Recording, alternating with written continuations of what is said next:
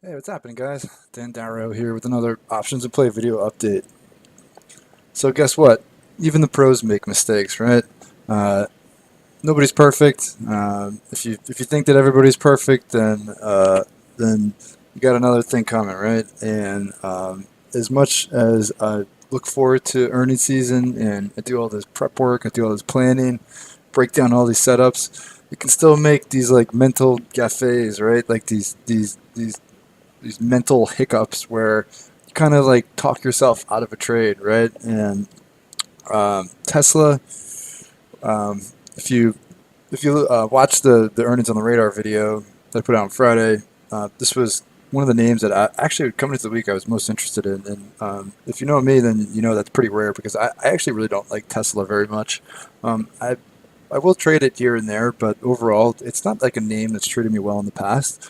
But this quarter coming in, I really like the setup. I thought the options looked underpriced to me because I mean the stock, nice interesting technical area, right? It reset above long term support at 250. You can see here, right?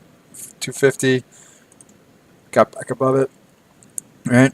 Closed the gap from last quarter above the 200-day, very significant, right? Bounce. So it's basically consolidating above the 200-day, above 250, and it was coming off a quarter where it moved about 40.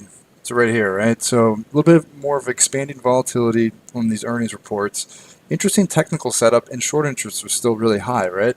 So when I was looking at the options, saw they were only pricing in about 20. I think it was like 20 to 21 last Friday, and actually they went down to almost 19 yesterday. So people really weren't on board for this, um, and as you know, and I'm sure if you saw any financial news today, they had a really significant surprise beat, and the stock is up 50. And I'm just kicking myself, right? Because I kind of like mentally talked myself out of it. All right, and what does that mean? Well, it's because like I noticed from like last Friday, Monday, Tuesday, even kind of like Wednesday of this week, that volatility had been kind of like drying up in some of these earnings. So it seemed as though with the market kind of tightening up around 300, a lot of low volume sessions, tighter intraday ranges, that the volatility was kind of tightening on these earnings reports. So I wanted to like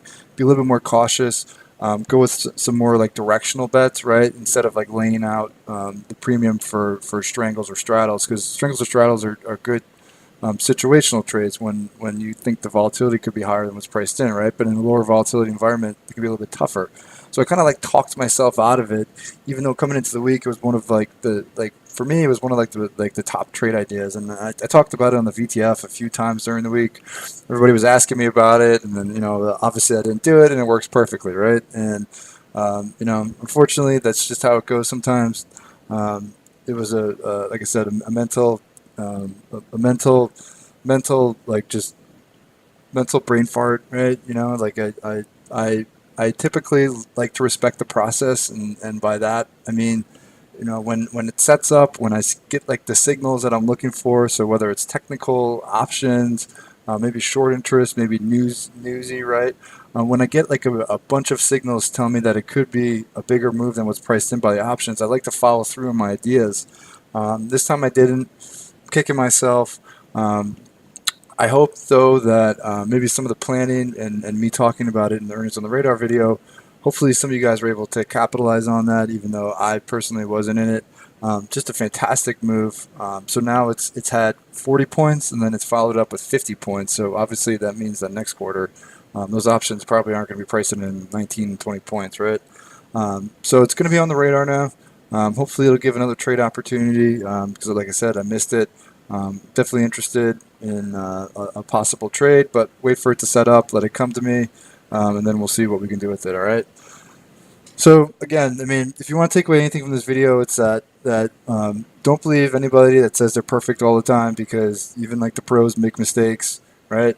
And respect the process, right? So we go through all this work and plan and really break down these setups for a reason, right? It's because we want to do like the work. We want to have an idea of what we want to go after. So Don't like mentally like talk yourself out of it. If it's something that sets up well, if it hits a bunch of the signals you're looking for, then it makes sense to follow through with it, because you don't want to have situations like today with Tesla where it works perfectly and then you're obviously aren't along for the ride, right?